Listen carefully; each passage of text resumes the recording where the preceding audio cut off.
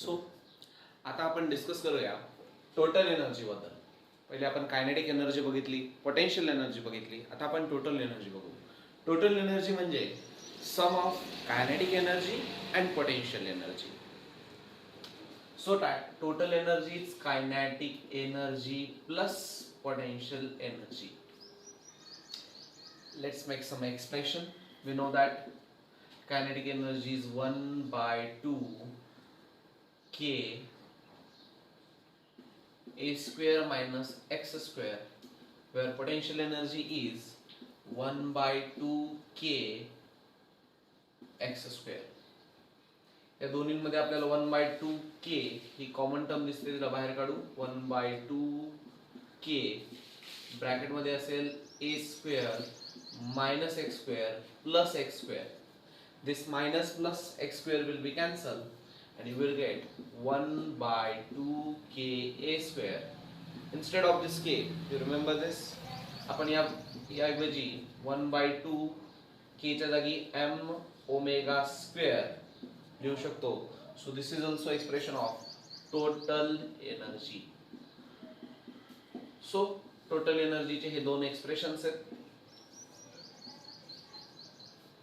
यापूर्वी आपण जे पण नंबर दिले होते इक्वेशन नंबर, त्याच्या पुढचे इक्वेशन्स नंबर या दोन यांना देणार. And this all expressions for the total energy in the terms of this constant and in the terms of mass, angular frequency and amplitude. आता आपण वेगवेगळ्या पॉइंट वरती टोटल एनर्जीला बघूया. बघा,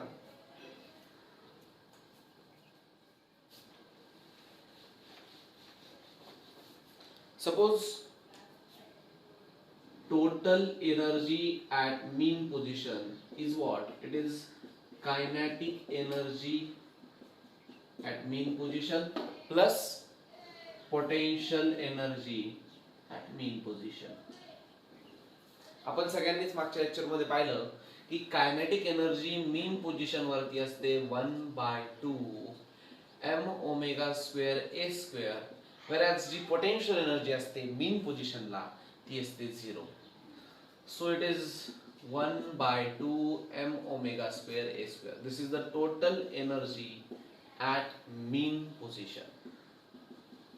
सिमिलरली जर आपण टोटल एनर्जी बघायला गेलो at extreme position, so that will be kinetic energy at extreme position plus potential energy at extreme position.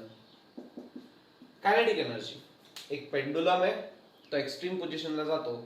ज्या वेळेस तो एक्स्ट्रीम पोझिशनवर जातो त्याची व्हेलॉसिटी त्या पॉइंटला 0, व्हेलॉसिटी 0, म्हणून त्याची कायनेटिक एनर्जी पण एक्स्ट्रीम पोझिशनला 0च मिळणार. So this is 0 plus this potential energy at extreme position will be 1 by 2 m omega square a square, and that is again 1 by 2 m omega square a square.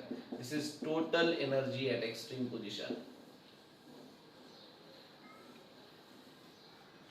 तर जरा नीट ध्यान द्या, मीन position वरती मिळणारी total energy आणि extreme position वर मिळणारी potential total energy, दोन्ही एनर्जी इक्वलच असतात. That means total energy remain constant through out the SHM.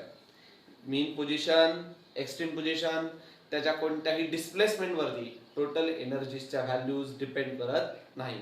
So total energy is conservative, and again as it is a energy and it is directly proportional to the displacement of the particle, it is not harmonic.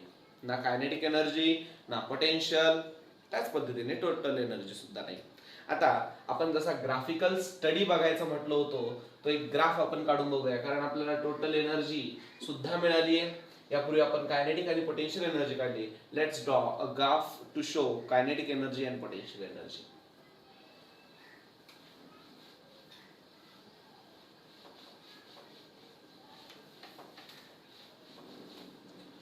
बघा, मी हा draft काढताना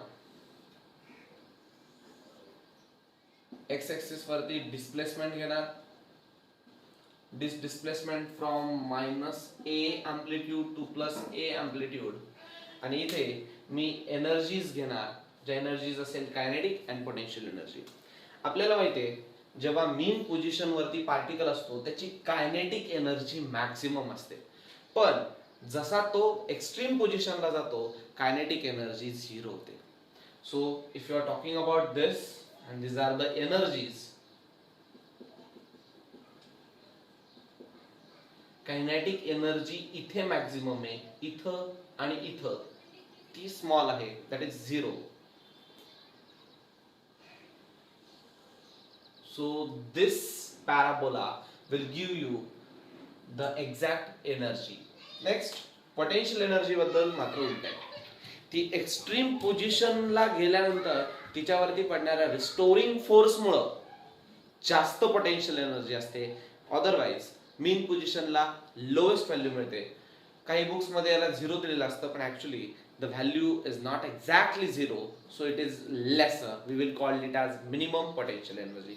So potential energy चा graph मात्र तुम्हाला एक्स्ट्रीमला तो जरासा higher मिळेल आणि तो सगळ्यात लोवेस्ट मिळेल तुम्हाला मीन पोझिशनला, and that's why you will get such type of graph. पण इथे एक नोट करण्याची गोष्ट, जर तुम्ही कायनेटिक आणि पोटेन्शियल एनर्जीची व्हॅरिएबिलिटी जर बघितली तर असं दिसून येईल, ज्या पॉइंटला कायनेटिक एनर्जी लोएस्ट आहे त्या पॉइंटला पोटेन्शियल एनर्जी मॅक्सिमम आहे. ज्या पॉइंटला पोटेन्शियल एनर्जी लोएस्ट आहे त्या पॉइंटला कायनेटिक एनर्जी जास्त आहे. And that does mean this potential energy is getting converted into kinetic and kinetic is converted into potential.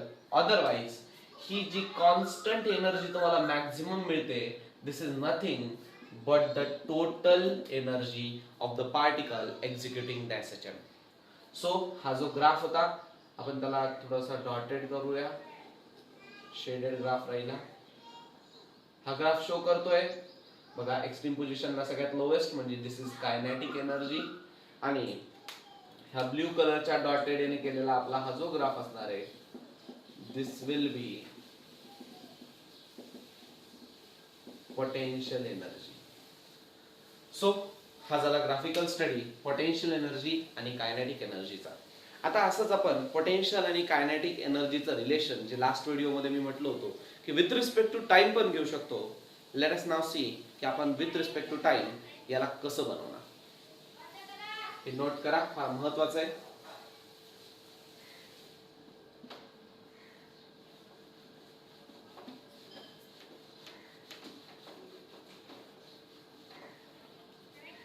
So now सगळ्यात सुरुवातीला आपण kinetic energy with respect to time बघण्याचा प्रयत्न करणार. Kinetic energy can be given by 1/2 m omega square in bracket a square minus x square. Here this x term is the displacement of particle. Displacement चे expression येतं आपल्याला, जर आपण याला मीन position वरून जर घेतलं तर 1/2 m omega square into bracket a square minus this x is nothing but a sin omega t. तुम्हाला त्याची स्क्वेअरिंग करायची आहे, so this is squaring. Now it becomes 1/2 m omega square. बघा दोन्हीकडे a स्क्वेअर आपल्याला टर्म कॉमन दिसते, आपण त्याला बाहेर घेऊ. a स्क्वेअर इथून a स्क्वेअर गेला त्या जागी राहिला 1 minus sine square omega T. 1 minus sin square theta. This omega t is nothing but an angle. 1 minus sin square theta is nothing but a cos square theta. Basic identity तुम्ही 10th standard ला शिकलेले आहात. 1/2 m omega square a square into bracket cos square theta. Again we know about cos square theta. आपण cos square theta ला अजून एका पद्धतीने लिहू शकतो. 1/2 m omega square a square. Cos square theta can be written as cos 2 theta, 1 plus cos 2 theta divided by 2. 1 plus cos 2 theta, here theta is omega t divided by 2. So denominator दोघांचे same आहेत, पण इथे आपल्याला addition तर करायचे नाहीये. So directly we can do multiplication. So it will be 1/4 m omega square a square into bracket 1 plus cos 2 omega t, किंवा याला आपण या जागी k जरी पुट केला तर तुम्हाला एक्सप्रेशन मिळतं. This is the expression for kinetic energy at mean position, but this expression contains a term that is t and on which dependent we have to draw a graph which is kinetic energy with respect to the time. इथे मजेदार गोष्ट अशी, this angle omega t will give you the values of kinetic energy at various position. mean position ला, extreme position ला, पुन्हा mean position ला, extreme position ला, अशा पद्धतीने आपण वेगवेगळ्या पोझिशन वरती कायनेटिक एनर्जी कशा पद्धतीने व्हॅरी होती विथ रिस्पेक्ट टू टाइम याचा स्टडी करणार. पण यासोबतच तुम्हाला थोडंसं मॅथमॅटिकल नॉलेज या कॉस टू थिटाचा माहित पाहिजे. Cos theta we already know. Cos two theta याचं मॅथमॅटिक्स डोक्यात ठेवा, कारण त्याच्यावरतूनच तुम्हाला ग्राफिकल रिप्रेझेंटेशन करणं सोपं जाईल.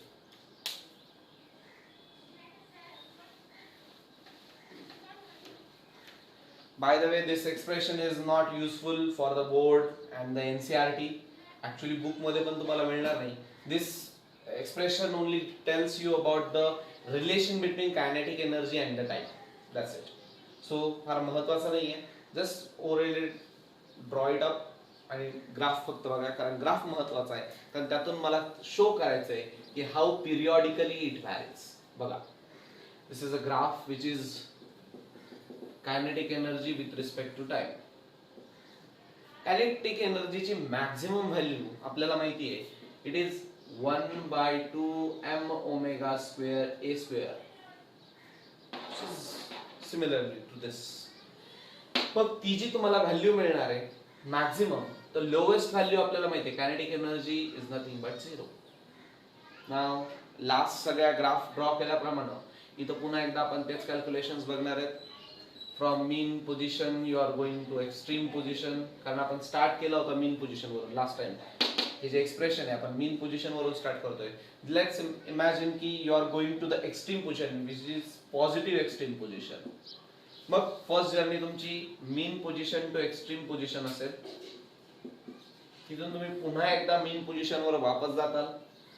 सेकंड, तुम्ही इथून पुन्हा एकदा जाणार पण तिकडच्या एक्स्ट्रीम पोझिशनला, that is negative extreme position. This is your third journey and again back to the mean position will be your fourth part to complete one cycle or one rotation. So इथे एक rotation revolution complete करण्यासाठी तुम्हाला 4 टप्प्यामध्ये जावं लागलं. So that's why I will draw this to make some angles. mean position to extreme position to mean position to again extreme position. So this is how तुम्ही एका mean position to extreme position पर्यंत जाता. इथे मला angle बघायचा आहे. mean position to extreme position is 90 degree. mean position to next mean position is 180. mean position to extreme position that is 270, and mean position to again at the point where it has started the angle is 360 degree. बस जे angles येत आहेत ते omega T च्या किमतीच्या तिथं put करा.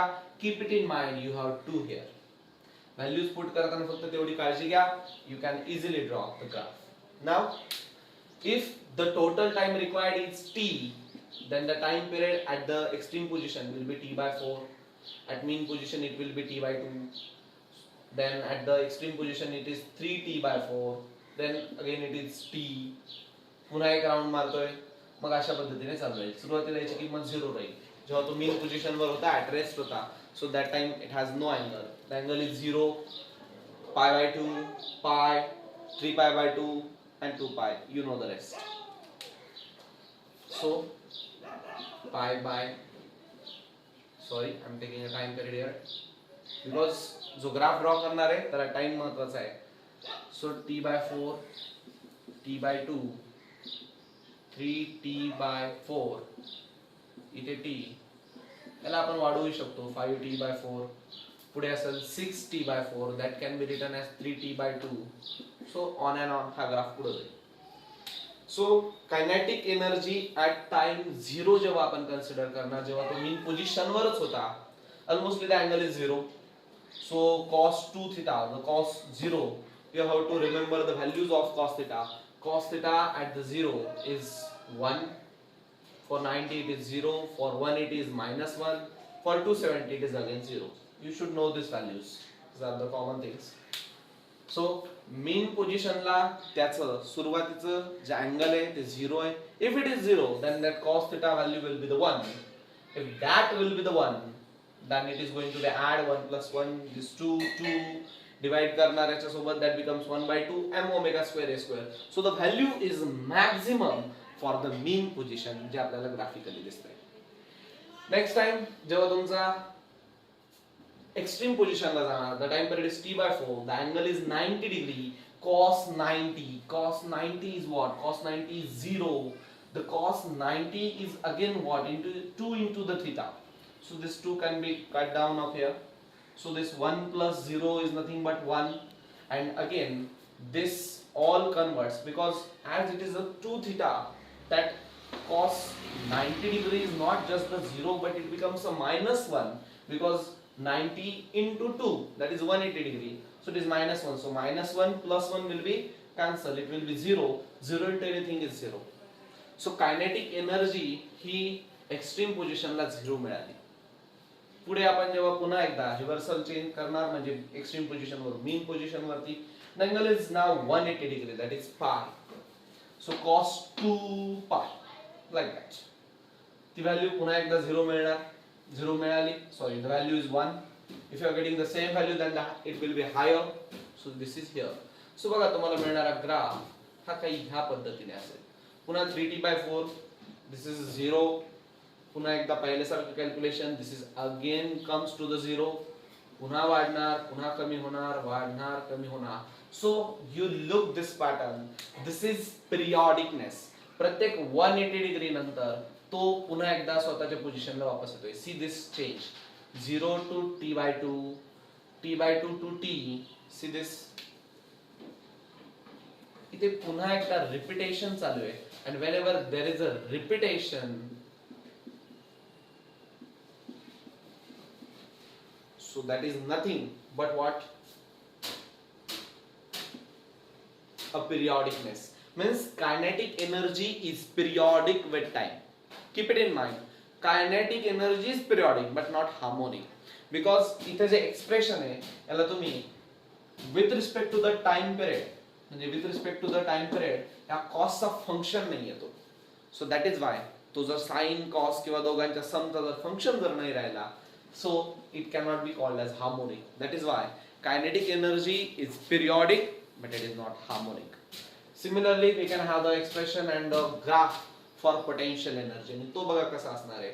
There is only a small change in the potential energy. Actually the expression will be, I have to do it again. We will have to do it here. See, potential energy is 1 by 2 m omega square x square. Directly x term मिळाली आपल्याला. 1 by 2 m omega square. X is nothing but a sin omega t. Squaring this both, we will get 1 by 2 m omega square a square. मी जर sin square theta ला सुरुवातीला आपण cos square theta ला लिहिलं होतं आपण त्याला 1 plus cos 2 theta divided by 2. The similar expression will be 1 minus cos 2 theta divided by 2. You must know this formulas.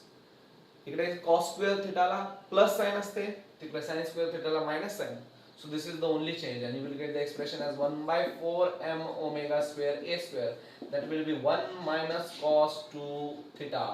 And this is what exactly you are getting just negative sign this instead of the positive sign. So ज्या values मिळणार त्या exactly opposite असणार in the kind of potential energy. That means what? If you are having a zero angle here, बघा cos 0, so cos 0 is 1, so 1 minus 1 it will be 0 and 0 into anything is 0. That means mean position ला potential energy 0 आहे. And likewise जसं मी म्हटलो दोन्हींच्या energy एकमेकांच्या विरोधात आहे. You can do the calculations. तुम्हाला मिळणारा ग्राफ हा या पद्धतीचा राहील.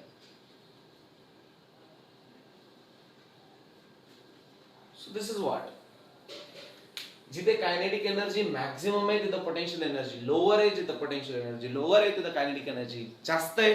दिस is a graphical representation just specially for you in the kinds of time the kinetic energy and potential energy with respect to the time, and here you are also getting this periodicness of the potential and the kinetic energy. That means kinetic energy and potential energy दोघं पण periodic आहेत, पण at the same time they are not harmonics. So this is it.